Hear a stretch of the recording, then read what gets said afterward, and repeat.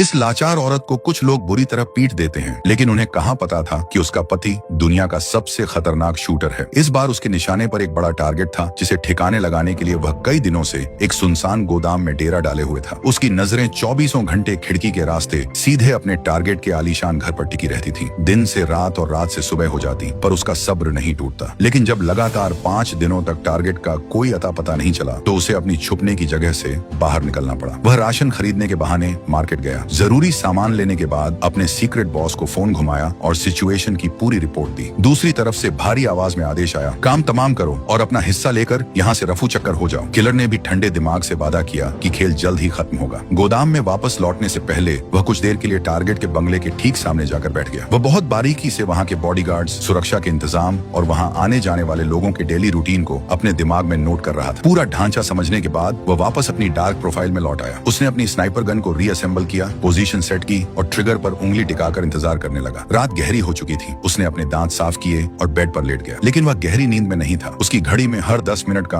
Alarm set था। Alarm बजता, वह उठता, खिड़की से दूरबीन के जरिए टारगेट के घर को चेक करता और फिर लेट जाता। आधी रात के सन्नाटे को चीरती हुई कुछ आहटें उसके कानों में पड़ी। उसने लेंस से देखा, टारगेट आखिरकार घर लौट आया था और इस बार वह अकेला नहीं था, बल्कि अपने साथ एक डांसर को लेकर आया था। किलर ने बिना 1 सेकंड गंवाए अपनी गन उठाई और टारगेट को लॉक कर दिया। बदनसीब टारगेट को इस बात का जरा भी अंदाजा नहीं था कि मौत चंद इंच की दूरी पर उसका इंतजार कर रही है। कमरे के अंदर म्यूजिक बज उठा और वह औरत टारगेट के सामने डांस करने लगी। किलर ने मन ही मन पैंतरा बदला। जैसे ही टारगेट सोफे पर आराम से बैठेगा, मैं खोपड़ी उड़ा दूंगा। निशाना बिल्कुल पक्का था। उसने सांस रोकी और ट्रिगर दबा दिया, पर ठीक उसी माइक्रो सेकंड में वह डांसर घूमते हुए अचानक टारगेट के ठीक सामने आ गई। बुलेट सीधे डांसर के सीने को पार कर गई और वह मौके पर ही ढेर हो गई। किलर ने तुरंत दूसरी गोली दागनी चाही, लेकिन तब तक धमाके की आवाज सुनकर बॉडीगार्ड्स अलर्ट हो चुके थे और उन्होंने फुर्ती से खिड़की के मोटे पर्दे और दरवाजे बंद कर दिए। निशाना चूक चुका था और मिशन पूरी तरह फेल हो चुका था। एक प्रोफेशनल किलर की तरह उसने पैनिक होने के बजाय तुरंत अपनी गन को पैक किया, कमरे से अपने उंगलियों के निशान और सबूत मिटाए और पुलिस के आने से पहले ही उस अंधेरे गोदाम से हवा की तरह गायब हो गया। वारदात को अंजाम देने के बाद वह एक इलेक्ट्रिक स्कूटर पर सवार होकर भागने लगा। उसने रास्ते में अपने बैग का कुछ सामान बिखेर दिया ताकि पुलिस का ध्यान भटक जाए। शहर की सीमा पार करते ही उसने उस स्कूटर को भी सड़क किनारे लावारिस छोड़ दिया और अब वह पैदल आगे बढ़ने लगा। अपनी पहचान मिटाने का सिलसिला यही नहीं रुका। चलते चलते उसने अपने सिर का हेलमेट एक गहरी नदी में विसर्जित कर दिया और तेजी से एक ग्रोसरी स्टोर के पब्लिक वॉशरूम में घुस गया। उसने फुर्ती से अपनी दाढ़ी साफ की, चेहरा बदला, कपड़े चेंज किए और जाने से पहले पूरे बाथरूम को चमका दिया ताकि उसका एक भी फिंगरप्रिंट या डीएनए का कतरा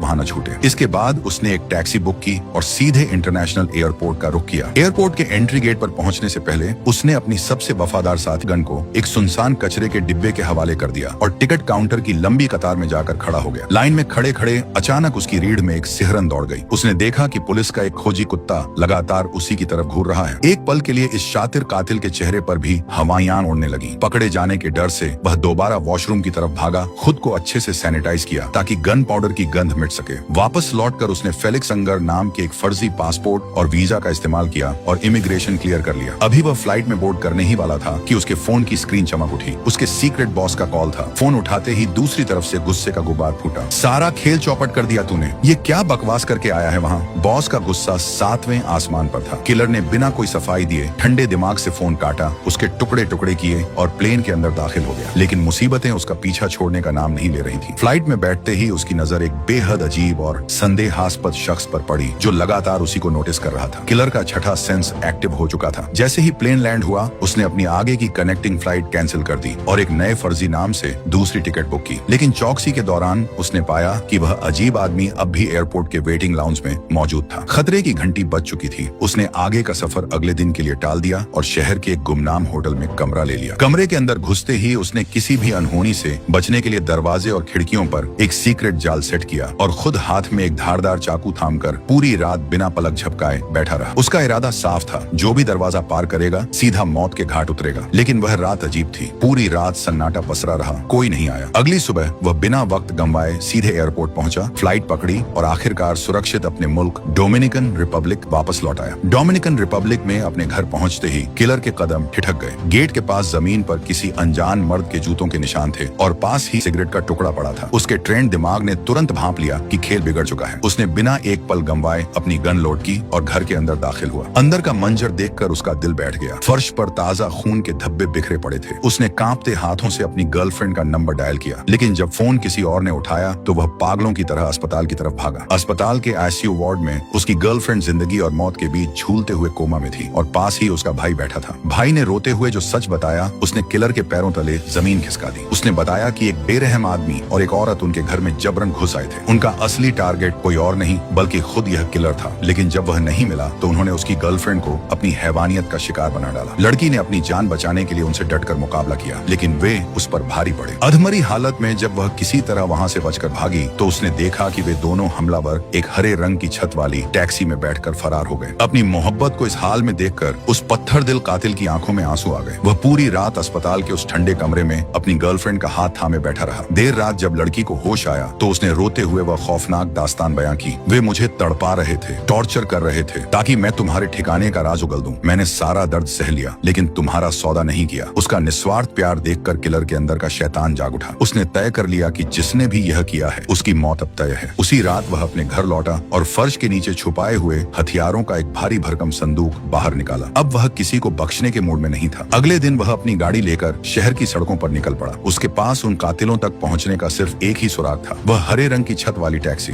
उसने पूरे शहर का कोना कोना छान मारा, हर चौराहे और गली में उस गाड़ी को तलाशा। जब सीधा रास्ता काम नहीं आया तो उसने अपनी रणनीति बदल दी। आधी रात के सन्नाटे में वह सीधे उस टैक्सी कंपनी के हेड ऑफिस में घुस गया। उसने सीधे मैनेजर के केबिन में दस्तक दी और गन पॉइंट पर उसे बंधक बना लिया। उसने ऑफिस के कंप्यूटर सिस्टम को हैक किया और उस खास रात का पूरा ट्रैवल डेटा खंगालने लगा। उसे उस टैक्सी ड्राइवर का नाम और नंबर चाहिए था जो उन दोनों हमलावरों को उसके घर से लेकर भागा था। जैसे ही स्क्रीन पर ड्राइवर की कुंडली सामने आई, उसने उसकी फाइल प्रिंट की और वहां से हवा की तरह गायब हो गया। अगली सुबह वह टैक्सी स्टैंड के बाहर किसी शिकारी की तरह घात लगाकर बैठ गया और ड्राइवर के आने का इंतजार करने लगा। जैसे ही ड्राइवर अपनी शिफ्ट के लिए आया, किलर ने एक पैसेंजर का नाटक किया और चुपके से उसकी टैक्सी की पिछली सीट पर सवार हो गया। उस ड्राइवर को अंदाजा भी नहीं था कि आज उसने अपनी गाड़ी में किसी सवारी को नहीं बल्कि साक्षात मौत को बिठाया है। गाड़ी शहर की सड़कों पर दौड़ रही थी और पीछे बैठा जल्लाद सही मौके का इंतजार कर रहा था। रास्ते में जब ड्राइवर ने कुछ पूछने के लिए पीछे मुड़कर देखा तो उसका हलक सूख गया। पीछे एक ठंडी गन की नली सीधे उसकी तरफ तनी हुई थी। ड्राइवर को लगा कि यह कोई मामूली लुटेरा है, इसलिए उसने तुरंत अपना बटुआ निकाला और किलर के आगे कर दिया। लेकिन इस कातिल को चंद रुपयों की भीख नहीं बल्कि अपने दुश्मनों का पता चाहिए था। उसने गन को ड्राइवर की खोपड़ी से सटाया और कड़कती आवाज में पूछा, उस रात उन 2 पैसेंजर्स को मेरे घर से उठाकर कहाँ छोड़ा था? अपनी जान पर बनी देख ड्राइवर का दिमाग बिजली की तरह दौड़ा और उसने डरते डरते सब सच उगलना शुरू कर दिया। उसने बताया, सर, मैंने उन दोनों को एक प्राइवेट चार्टर्ड एयरपोर्ट से पिक किया था और आपके बंगले तक छोड़ा था। मैं बाहर ही गाड़ी रोककर उनका इंतजार कर रहा था। जब वे वापस आए तो दोनों लहूलुहान और घायल लग रहे थे। खास तौर पर उस आदमी के पैर में बहुत गहरी चोट लगी थी। मुझे लगा बड़े लोग हैं, एयरपोर्ट से आना जाना है, इसलिए मैंने कोई सवाल नहीं पूछा और उन्हें वापस उसी प्राइवेट एयरपोर्ट पर ड्रॉप कर दिया। मुझे मेरे पैसे मिल गए सर, मेरा इस सब से कोई लेना देना नहीं है, मुझे मत मारना। सारे सुराग मिल चुके थे। कातिल के दिमाग में अब उन दोनों दुश्मनों का पूरा रूट मैप साफ था। उसने ठंडे लहजे में ड्राइवर को आदेश दिया, गाड़ी को किसी सुनसान जगह की तरफ मोड़ो। ड्राइवर गिड़गिड़ाने लगा, सर, आप जो कहेंगे मैं करूंगा, मैंने सब सच बता दिया, मुझे छोड़ दो। लेकिन प्रोफेशनल किलर कभी गवाह नहीं छोड़ते। इससे पहले कि ड्राइवर कुछ और समझ पाता, किलर ने उसे मौत की नींद सुला दिया। ड्राइवर का खेल खत्म करने के बाद कातिल ने एक बार फिर अपनी पहचान बदली। एक नए जाली पासपोर्ट और टिकट के दम पर वह सीधे न्यू ऑर्लिन्स जाने वाली फ्लाइट में सवार हो गया। उसका मकसद साफ था, उन दोनों शिकारियों को ढूंढना जिन्होंने उसकी मोहब्बत को लहूलुहान किया था। न्यू ऑर्लिन्स पहुंचते ही उसने अपनी ट्रैकिंग मिटाने के लिए एक वैन किराए पर ली और अपने एक सीक्रेट स्टोरेज हाउस पहुंचा। वहां से उसने कुछ चुनिंदा हथियार, साइलेंसर और नया आईडी कार्ड निकाला। वैन की नंबर प्लेट बदलते ही वह सीधे एक कमर्शियल क्लीनिंग कंपनी, सफाई एजेंसी के दफ्तर गया और खुद को बतौर सफाई कर्मचारी रजिस्टर करवा लिया। वर्दी और सफाई का जरूरी सामान लेकर वह सीधे अपनी ही एजेंसी के हेड ऑफिस यानी अपने सीक्रेट बॉस की कॉर्पोरेट बिल्डिंग के सामने जा खड़ा हुआ। अंदर घुसने के लिए सफाई वाले का भेष सबसे मुफीद था, लेकिन तभी उसे पता चला कि हाई सिक्योरिटी जोन होने की वजह से अंदर जाने के लिए डिजिटल एक्सेस पास की जरूरत थी। वह समझ गया कि जल्दबाजी में गेम बिगड़ सकता है, इसलिए वह सही मौके का इंतजार करने लगा। तभी उसकी नजर एक डिलीवरी वैन पर पड़ी जो बिल्डिंग के अंदर भारी सामान ले जा रही थी। किलर के शातिर दिमाग ने तुरंत एक पैंतरा चला। उसने कचरे का एक बड़ा कंटेनर उठाया और दरवाजे की तरफ इस तरह बढ़ने लगा। अंदर पहुंचते ही किलर ने थोड़ी देर पोंछा लगाने का नाटक किया और जैसे ही डिलीवरी बॉय वहां से हटा, उसने अपनी वर्दी के नीचे छुपाया हुआ हथियार बाहर निकाल लिया। वह सीधे अपने बॉस के केबिन की तरफ बढ़ा। दरवाजा खोलते ही उसकी नजर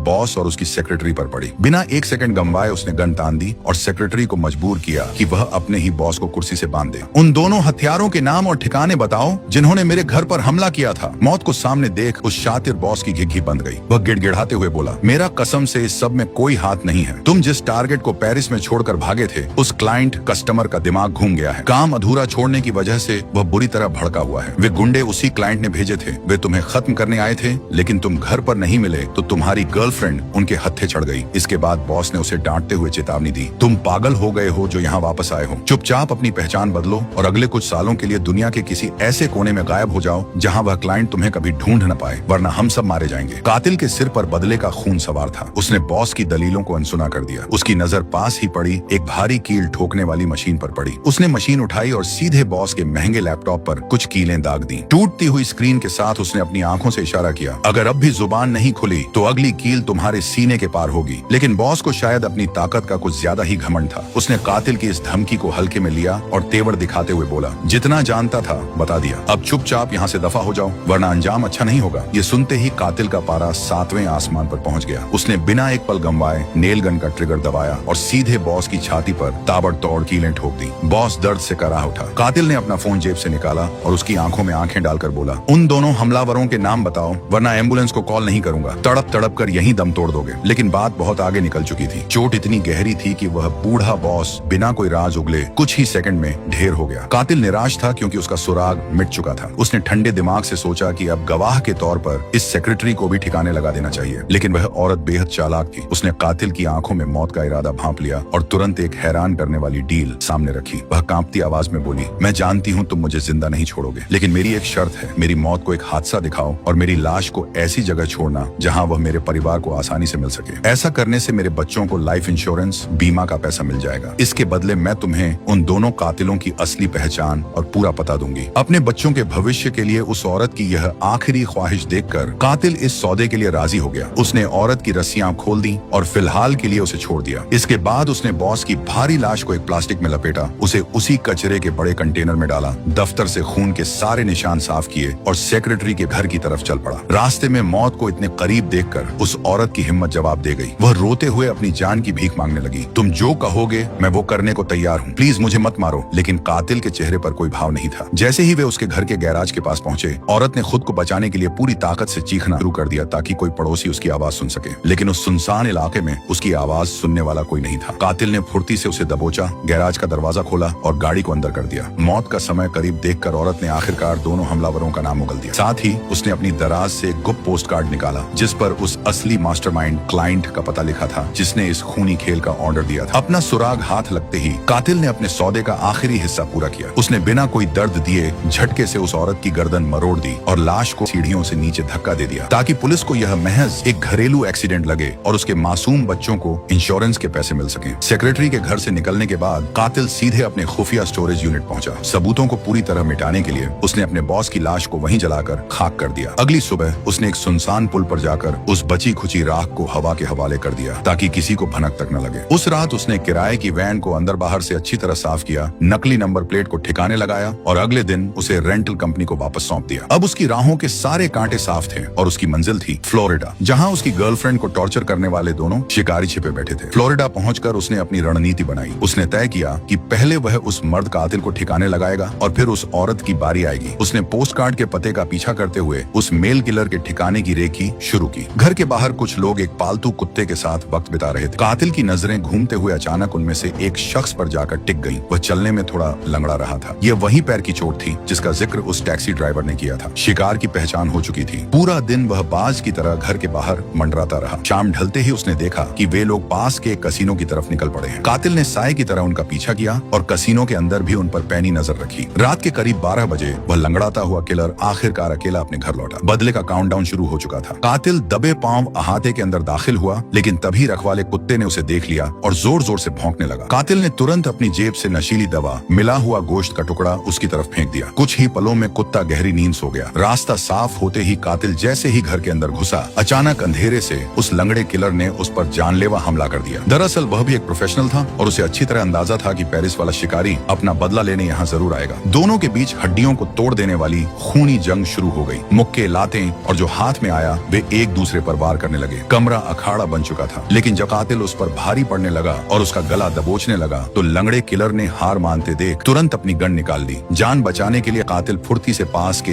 एक बेडरूम में घुस गया और अंदर से दरवाजा लॉक कर लिया। बाहर पैर पटकते दुश्मन को भड़काने के लिए कातिल कमरे के अंदर से ही गरजती आवाज में चिल्लाया, जॉन, मैं तुम्हारा असली नाम जान चुका हूँ, हिम्मत है तो आ जाओ अंदर, मिटा दो अपने खिलाफ सारे सबूत। जॉन ने भी उसका चेहरा देख लिया था, इसीलिए वह अब उसे जिंदा छोड़ने का जोखिम नहीं ले सकता था। गुस्से में पागल जॉन गन ताने जैसे ही दरवाजे की तरफ बढ़ा, कमरे के अंदर छिपे कातिल ने दरवाजे के आर पार गोलियां दाग दी। लकड़ी के दरवाजे को चीरती हुई गोलियां सीधे जॉन के सीने में जा धंसी। गोलियों की गूंज से सो रहा कुत्ता हड़बड़ाकर जाग उठा। वह अपने मालिक को बचाने के लिए अंदर की तरफ भागा। कातिल ने फुर्ती से कुत्ते बंद कर दिया। सबूतों और जॉन के वजूद को राख करने के लिए उसने एक जलता हुआ पेट्रोल बम घर की तरफ उछाल दिया। पल भर में पूरा बंगला आग की लपटों से घिर गया और एक जोरदार ब्लास्ट के साथ जॉन की कहानी हमेशा के लिए दफन हो गई। अब बारी थी उस खूनी खेल की दूसरी हिस्सेदार यानी टेरेसा की। कातिल ने तुरंत अपनी पहचान बदली और न्यूयॉर्क जाने वाली अगली फ्लाइट पकड़ ली। न्यूयॉर्क के आलीशान माहौल में कदम रखते ही उसने एक गाड़ी किराए पर ली और सीधे टेरेसा के पौश इलाके वाले ठिकाने पर जा पहुंचा। वह चील की तरह आंखें गड़ाए पूरे दिन सही मौके का इंतजार करता रहा। रात ढलते ही उसने देखा कि टेरेसा सज धज कर एक बेहद महंगे रेस्टोरेंट की तरफ निकली है और उसके साथ एक रईस आदमी भी है। कातिल साए की तरह पीछे हो लिया। जैसे ही वह आदमी टेरेसा को छोड़कर वहां से निकला, कातिल ने सीधे रेस्टोरेंट के अंदर एंट्री मारी और उसकी टेबल के सामने जाकर बैठ गया। टेरेसा ने जैसे ही उसकी ठंडी आंखों को देखा, वह भांप गई कि मौत उसके ठीक सामने टेबल पर बैठी है। घबराने के बजाय उसने वेटर को इशारा करके